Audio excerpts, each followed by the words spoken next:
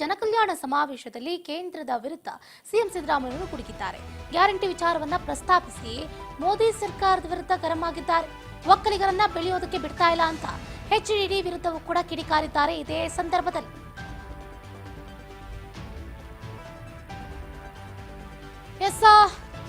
ಇವತ್ತು ಹಾಸನದಲ್ಲಿ ನಡೆದಿರುವಂತಹ ಸಮಾವೇಶದಲ್ಲಿ, ಜನಕಲ್ಯಾಣ ಸಮಾವೇಶದಲ್ಲಿ ಕೇಂದ್ರದ ವಿರುದ್ಧ ಸಿಎಂ ಸಿದ್ದರಾಮಯ್ಯ ಕುಡಿಕಿದ್ದಾರೆ. ಗ್ಯಾರಂಟಿ ವಿಚಾರವನ್ನ ಪ್ರಸ್ತಾಪ ಮಾಡುವುದರ ಮುಖಾಂತರ ಮೋದಿ ಸರ್ಕಾರಕ್ಕೆ ಚಳಿ ಬಿಡಿಸಿದ್ದಾರೆ. ಒಕ್ಕಲಿಗರನ್ನ ಬೆಳೆಯುವುದಕ್ಕೆ ಬಿಡ್ತಾ ಇಲ್ಲ ಅಂತಾನೂ ಕೂಡ ಎಚ್ಡಿಡಿ ವಿರುದ್ಧವೂ ಕೂಡ ಇದೇ ಸಂದರ್ಭದಲ್ಲಿ ವಾಗ್ದಾಳಿಯನ್ನು ನಡೆಸಿದ್ದಾರೆ. ರಾಜ್ಯದಲ್ಲಿ 5 ಗ್ಯಾರಂಟಿ ಜಾರಿ ಮಾಡಿದ್ದೀವಿ. ಸಿಎಂ ಮೋದಿ ಸೇರಿದಂತೆ ಎಲ್ಲರೂ ಹೇಳ್ತಾರೆ ಜಾರಿ ಮಾಡೋದಕ್ಕೆ ಸಾಧ್ಯನೇ ಇಲ್ಲ ಅಂತ ಹೇಳಿದ್ರು. 5 ಗ್ಯಾರಂಟಿ ಜಾರಿ ಮಾಡೋದಕ್ಕೆ ಸಾಧ್ಯನೇ ಇಲ್ಲ ಅಂತಿದ್ರು. ಗ್ಯಾರಂಟಿ ಯೋಜನೆ ಜಾರಿಗೊಳಿಸುವುದಕ್ಕೆ ವಿರೋಧ ವ್ಯಕ್ತಪಡಿಸಿದ್ರು. ಬೊಕ್ಕಸ ಖಾಲಿ ಆಗುತ್ತೆ ಅಂತ ಮೋದಿ ಹೇಳಿದ್ರು. ನಮಗೆ ಅನುದಾನ ಸರಿಯಾಗಿ ಕೊಡ್ತಾ ಇಲ್ಲ ಅಂತಿದ್ದಾರೆ. ನಾವು ಕೇಂದ್ರಕ್ಕೆ 4.5 ಲಕ್ಷ ಕೋಟಿಯನ್ನ ಕೊಡ್ತಾ ಇದ್ದೀವಲ್ವಾ, ಇದಕ್ಕೇನು ಹೇಳ್ತೀರಿ ಅಂತ ಜನಕಲ್ಯಾಣ ಸಮಾವೇಶದಲ್ಲಿ ಪ್ರಧಾನಿ ನರೇಂದ್ರ ಮೋದಿ ಹಾಗೆ ಮಾಜಿ ಪ್ರಧಾನಿ ಎಚ್.ಡಿ. ದೇವೇಗೌಡರಿಗೆ ಟಾಂಗ್ ಅನ್ನ ಕೊಟ್ಟಿದ್ದಾರೆ ಟಗರು. ಅವರು ಎಲ್ಲ ಗ್ಯಾರಂಟಿ ಯೋಜನೆಗಳನ್ನು ವಿರೋಧ ಮಾಡಿದ್ರು. ಅವರು ನೇರವಾಗಿ ಗ್ಯಾರಂಟಿ ಯೋಜನೆಗಳನ್ನ ವಿರೋಧ ಮಾಡಿದ್ರೆ ಹೊರತು ಅವರು ಆಕ್ಚುಲಿ ಬಡವರ ವಿರೋಧಿಗಳು. ಗ್ಯಾರಂಟಿ ಯೋಜನೆಗಳನ್ನು ವಿರೋಧ ಮಾಡೋದು ಅಂತಂದ್ರೆ ಬಡವರಿಗೆ ವಿರೋಧ ಮಾಡೋದು, ಬಡವರಿಗೆ ಕೊಡ್ತಕ್ಕಂಥ ಕಾರ್ಯಕ್ರಮಗಳನ್ನ ವಿರೋಧ ಮಾಡೋದು. ಈಗ ಇನ್ನೊಂದು ವರ್ಷ ಶುರು ಮಾಡಿದ್ದಾರೆ. ನಮಗೆ ಸರಿಯಾಗಿ ದುಡ್ಡು ಕೊಡ್ತಾ ಇಲ್ಲ. ನಮ್ಮ ತೆರಿಗೆ ಹಂಚಿಕೆನಲ್ಲಿ ಸರಿಯಾದ ನ್ಯಾಯಯುತವಾಗಿ ನಮಗೆ ಸೇರಬೇಕಾದಂತ ಪಾಲನ್ನ ಕೊಡ್ತಾ ಇಲ್ಲ. ಸೆಂಟ್ರಲ್ ಸ್ಪಾನ್ಸರ್ ಸ್ಕೀಮ್ ನಲ್ಲಿ ಕಡಿಮೆ ಮಾಡಿದ್ದಾರೆ.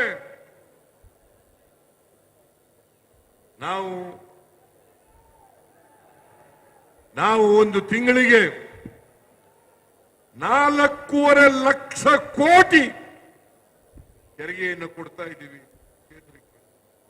4.5 ಲಕ್ಷ ಕೋಟಿ. ನಮಗೆ ಬರ್ತಕ್ಕಂಥದ್ದು ಸುಮಾರು 60,000 ಕೋಟಿ.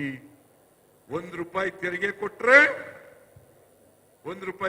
ಕೊಟ್ರೆ ನಮಗೆ ವಾಪಸ್ ಬರ್ತಕ್ಕಂಥದ್ದು 13-14 ಪೈಸೆ ಮಾತ್ರ.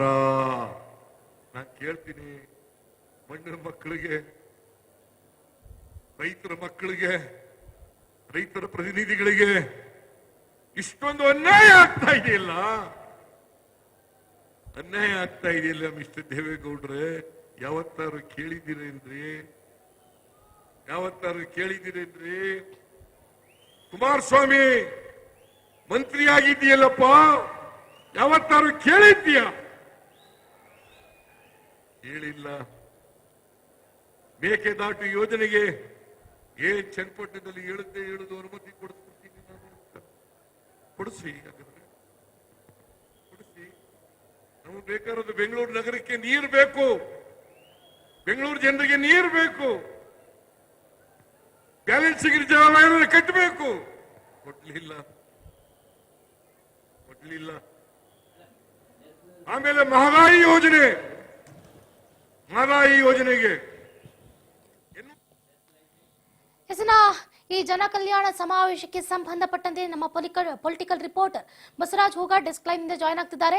ಬಸವರಾಜ್, ಗಮನಿಸ್ತಾ ಇದ್ವಿ ಜನಕಲ್ಯಾಣ ಸಮಾವೇಶದಲ್ಲಿ ಇವತ್ತು ಟಗರು ಅಬ್ಬರಿಸಿ ಬೊಬ್ಬಿರುತ್ತಿದ್ದಾರೆ ಅಂತಾನೆ ಹೇಳ್ಬೋದು. ಒಂದು ಕಡೆ ಮಾಜಿ ಪ್ರಧಾನಿ ದೇವೇಗೌಡರಿಗೆ, ಮತ್ತೊಂದು ಕಡೆ ಪ್ರಧಾನಿ ನರೇಂದ್ರ ಮೋದಿ ಅವರಿಗೆ ಚಾಟಿಯನ್ನ ಬೀಸಿದ್ದಾರೆ. ಹೆಚ್ಚಿನ ಡೀಟೇಲ್ಸ್ ಏನಿದೆ ಅಂತ?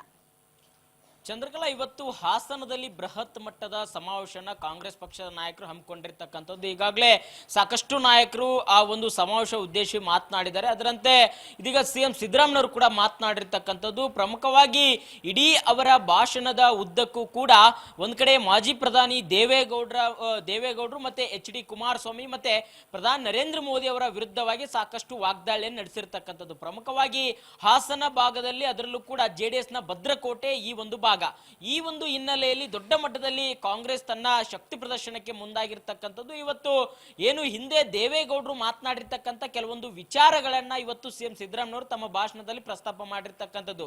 ಏನು ಚನ್ನಪಟ್ಟಣ ವಿಧಾನಸಭಾ ಕ್ಷೇತ್ರದ ಚುನಾವಣಾ ಸಂದರ್ಭದಲ್ಲಿ ಒಂದ್ ಕಡೆ ಹಲವಾರು ಒಂದು ಆವೇಶದ ಮಾತುಗಳನ್ನು ಕೂಡ ಮಾಜಿ ಪ್ರಧಾನಿಗಳಂತ ದೇವೇಗೌಡರು ಮಾತನಾಡಿದ್ರು. ಸಿದ್ದರಾಮಯ್ಯನವರಿಗೆ ದುರಂಕಾರ ಇದೆ, ಸಿದ್ದರಾಮಯ್ಯನವರ ಗರ್ವ ಭಂಗ ಮಾಡಬೇಕು, ಹೀಗೆ ಹಲವು ರೀತಿಯ ಒಂದು ಹೇಳಿಕೆಗಳನ್ನ ಕೊಟ್ಟಿದ್ರು. ಅವರಿಗೆ ವಯಸ್ಸಿಗೆ ತಕ್ಕಂತೆ ಕೂಡ ಅವರು ಹೇಳಿಕೆಯನ್ನ ಕೊಟ್ಟಿಲ್ಲ, ಅವರು ವಯಸ್ಸಿಗೆ ಇಂತ ಹೇಳಿಕೆ ಕೊಡಬಹುದಾ ಅನ್ನುವಂಥದ್ದನ್ನು ಕೂಡ ಇಲ್ಲಿ ಪ್ರಶ್ನೆ ಮಾಡಿರ್ತಕ್ಕಂಥದ್ದು. ಇನ್ನು ಪ್ರಮುಖವಾಗಿ ಆ ಒಂದು ಸಮಾವೇಶದಲ್ಲಿರ್ತಕ್ಕಂಥ ಜನರನ್ನ ಉದ್ದೇಶಿಸಿ ಒಂದ್ ಕಡೆ ಸಿದ್ದರಾಮಯ್ಯನವ್ರನ್ನ ಗರ್ವಭಂಗ ಮಾಡಕ್ಕೆ ನೀವು ಬಿಡ್ತೀರಾ ಅನ್ನುವಂತ ಒಂದು ಪ್ರಶ್ನೆಯನ್ನು ಕೂಡ ಜನರ ಮುಂದೆ ಇಟ್ಟಿರ್ತಕ್ಕಂಥದ್ದು. ಈ ಮುಖಾಂತರ ಮಾಜಿ ಪ್ರಧಾನಿ ದೇವೇಗೌಡರ ವಿರುದ್ಧವಾಗಿ ದೊಡ್ಡ ಮಟ್ಟದಲ್ಲಿ ಒಂದು ವಾಗ್ದಾಳಿಯನ್ನು ಕೂಡ ಇವತ್ತು ಸಿಎಂ ಸಿದ್ದರಾಮಯ್ಯನವರು ನಡೆಸಿರ್ತಕ್ಕಂಥದ್ದು. ಪ್ರಮುಖವಾಗಿ ಏನು ದೇವೇಗೌಡರಾಗಿರ್ಬೋದು, ಕುಮಾರಸ್ವಾಮಿ ಅವರಾಗಿರ್ಬೋದು, ಹಲವಾರು ಬಾರಿ ರಾಜಕೀಯ ವಿಚಾರಗಳು ಬಂದಂತ ಸಂದರ್ಭದಲ್ಲಿ ಕಣ್ಣೀರನ್ನ ಹಾಕ್ತಾರೆ.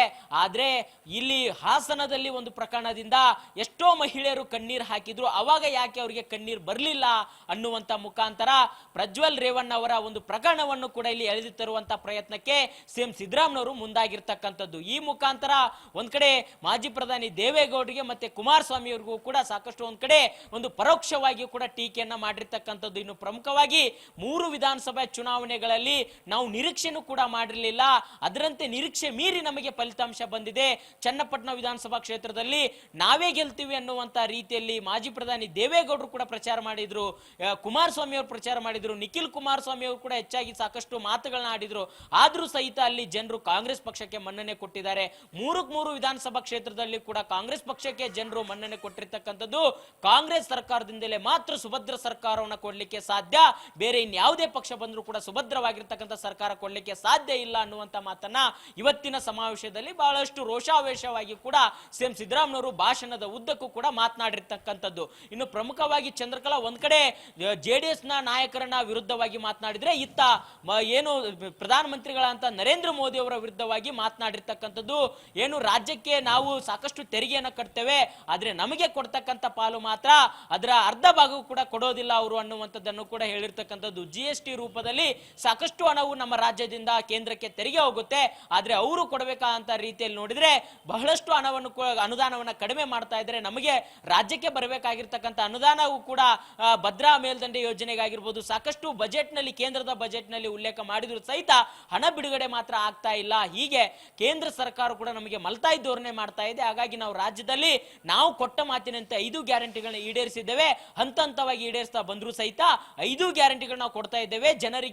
ಜನರ ಒಂದು ಏನು ಬಡ ಜನರಿಗೂ ಕೂಡ ಸಹಾಯ ಆಗುವಂತ ನಿಟ್ಟಿನಲ್ಲಿ ನಮ್ಮ ಸರ್ಕಾರ ಮುಂದಾಗಿದೆ ಅನ್ನುವಂಥದ್ದನ್ನ ಇವತ್ತು ದೊಡ್ಡ ಮಟ್ಟದಲ್ಲಿ ಜನರ ಮುಂದೆ ಅವರ ವಿಚಾರಗಳನ್ನ, ಕಾಂಗ್ರೆಸ್ ಪಕ್ಷದ ಗ್ಯಾರಂಟಿಗಳನ್ನ, ರಾಜ್ಯ ಸರ್ಕಾರದ ಸಾಧನೆಗಳನ್ನ ಬಿತ್ತರಿಸುವಂತ ಪ್ರಯತ್ನಕ್ಕೆ ಸಿಎಂ ಸಿದ್ದರಾಮಯ್ಯನವರು ಮುಂದಾಗಿರ್ತಕ್ಕಂಥದ್ದು. ಚಂದ್ರಕಲಾ, ಇದೇ ಸಂದರ್ಭದಲ್ಲಿ ಬಸವರಾಜ್ ನಾವು ಗಮನಿಸ್ತಾ ಇದೀವಿ ನೋಡಿ, ಒಕ್ಕಲಿಗರನ್ನ ಬೆಳೆಯೋದಕ್ಕೆ ಬಿಡ್ತಾ ಇಲ್ವಂತೆ. ಯಾವ ಅರ್ಥದಲ್ಲಿ ಹೇಳಿದ್ರು ಇವರು?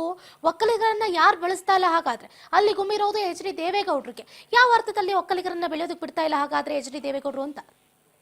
ಚಂದ್ರಕಲಾ, ಇವತ್ತಿನ ಒಂದು ಭಾಷಣದ ಉದ್ದಕ್ಕೂ ಕೂಡ ಒಂದ್ ಕಡೆ ಮಾಜಿ ಪ್ರಧಾನಿ ದೇವೇಗೌಡರು ಮತ್ತೆ ಕುಮಾರಸ್ವಾಮಿ ವಿರುದ್ಧವಾಗಿ ವಾಗ್ದಾಳಿ ನಡೆಸಿರ್ತಕ್ಕಂಥ ಸಿಎಂ ಸಿದ್ದರಾಮಯ್ಯನವರು ದೇವೇಗೌಡರು ಆಗಿರ್ಬೋದು, ಅವರ ಏನು ಎಚ್ ಡಿ ಕುಮಾರಸ್ವಾಮಿ ಅವರಾಗಿರ್ಬೋದು ಅಥವಾ ರೇವಣ್ಣ ಆಗಿರ್ಬೋದು, ಸಾಕಷ್ಟು ನಾಯಕರು JDS ಪಕ್ಷದಲ್ಲೇ ಒಂದು ದೊಡ್ಡ ಮಟ್ಟದ ಅವರೇ ಒಂದು ಉನ್ನತ ಸ್ಥಾನದಲ್ಲಿ ಇರಬೇಕು ಅನ್ನುವಂತ ಆಸೆಯನ್ನ ಅವ್ರು ಇಟ್ಕೊಂಡಿರ್ತಕ್ಕಂಥವ್ರು. ಮತ್ತೆ ಒಕ್ಕಲಿಗ ಒಂದು ಸಮುದಾಯದಲ್ಲಿ ಯಾರೇ ಮುಂದೆ ಬಂದ್ರು ಸಹಿತ ಅವ್ರನ್ನ ಸೈಡ್ ಲೈನ್ ಮಾಡುವಂತ ಪ್ರಯತ್ನಕ್ಕೆ ದೇವೇಗೌಡರ ಕುಟುಂಬ ಹೋಗಿದೆ, ದೇವೇಗೌಡರು ಹೋಗಿದ್ದಾರೆ ಅನ್ನುವಂಥದ್ದನ್ನ ಇಲ್ಲಿ ಪ್ರಮುಖವಾಗಿ ಪ್ರಸ್ತಾಪ ಮಾಡಿರ್ತಕ್ಕಂಥದ್ದು. ಅಂದ್ರೆ ಚಂದ್ರಕಲಾ, ಇಲ್ಲಿ ಒಂದು ಸಚಿವರಾದ್ರೂ ಸಹಿತ ಬೇರೆ ಪಕ್ಷದಲ್ಲಿ ಸಚಿವರಾಗಿರ್ಬೋದು ಅಥವಾ DK ಶಿವಕುಮಾರ್ ಅವರಾಗಿರ್ಬೋದು ಅಥವಾ ಇನ್ಯಾವುದೇ ಒಂದು ಕ್ಷೇತ್ರದಲ್ಲಿ ಸಾಧನೆ ಮಾಡಿರ್ತಕ್ಕಂಥ ಅಥವಾ ರಾಜಕೀಯ ಜೀವನದಲ್ಲಿ ಸಾಧನೆ ಮಾಡಿ ಒಂದ್ ಕಡೆ ಬೇರೆ ಬೇರೆ ಪಕ್ಷದಲ್ಲಿ ಉನ್ನತ ಹುದ್ದೆಗೆ ಹೋದಂತ ಸಂದರ್ಭದಲ್ಲಿ ಅಂತಹ ನಾಯಕರನ್ನ ಒಂದು ಸೆಳೆದು ಅವರನ್ನ ನಾಯಕರನ್ನ ಒಂದು ಸೈಡ್ ಲೈನ್ ಮಾಡುವಂತ ಒಂದು ತಂತ್ರಕ್ಕೆ ಇವರು ದೇವೇಗೌಡರು ಹೋಗಿದ್ದಾರೆ. ಅದನ್ನೆಲ್ಲವನ್ನು ಕೂಡ ನಾನು ಅರಿತಿದ್ದೇನೆ ಅನ್ನುವಂತ ಮಾತನ್ನು ಕೂಡ ಹೇಳಿರ್ತಕ್ಕಂಥದ್ದು. ಯಾಕಂತಂದ್ರೆ ಅವರು ಕೂಡ JDS ಪಕ್ಷದಲ್ಲಿದ್ರು, ದೇವೇಗೌಡರ ಜೊತೆ ಕೂಡ ಇದ್ರು. ಹಾಗಾಗಿ ಅವ್ರಿಗೆ ಅವ್ರದೇ ಆಗಿರ್ತಕ್ಕಂಥ ಒಂದಿಷ್ಟು ವಿಚಾರಗಳು ಕೂಡ ಗೊತ್ತಿರಬಹುದು. ಆ ಒಂದು ಆಧಾರದ ಮೇಲೆ ಅವರು ಇವತ್ತು ವಾಗ್ದಾಳಿ ನಡೆಸಿರಬಹುದು ಅನ್ನುವಂತ ಮಾಹಿತಿ ಕೂಡ ಸಿಗ್ತಾ ಇದೆ. ಯಾಕಂತಂದ್ರೆ ದೇವೇಗೌಡರ ಜೊತೆ ಕೂಡ ಸಿದ್ದರಾಮಯ್ಯವರು ಸಾಕಷ್ಟು ಆಪ್ತರಾಗಿದ್ರು, ಅವರ ಜೊತೆ ಕೂಡ ಸಾಕಷ್ಟು ಪಕ್ಷ ಸಂಘಟನೆಯಲ್ಲಿ ತೊಡಗಿದ್ರು. ಆದ್ರೆ ಬದಲಾವಣೆ ಆದ ರಾಜಕೀಯ ಜೀವನದಲ್ಲಿ ಅವರು ಜೆಡಿಎಸ್ ಪಕ್ಷವನ್ನ ಬಿಟ್ಟು ಕಾಂಗ್ರೆಸ್ ಪಕ್ಷಕ್ಕೆ ಬಂದ್ರು. ಹಾಗಾಗಿ ಅವರಲ್ಲಿರ್ತಕ್ಕಂಥ ಕೆಲವೊಂದಿಷ್ಟು ಲೋಪದೋಷಗಳನ್ನು ಕೂಡ ಇದೀಗ ಎತ್ತಿ ತೋರಿಸುವಂತ ಪ್ರಯತ್ನಕ್ಕೆ ಸಿಎಂ ಸಿದ್ದರಾಮಯ್ಯವರು ಮುಂದಾಗಿರ್ತಕ್ಕಂಥದ್ದು. Chandrakala. Yes, thank you Basavaraj Hogar ನಿಮ್ಮ ಕಂಪ್ಲೀಟ್ ಡೀಟೇಲ್ಸ್ಗಾಗಿ.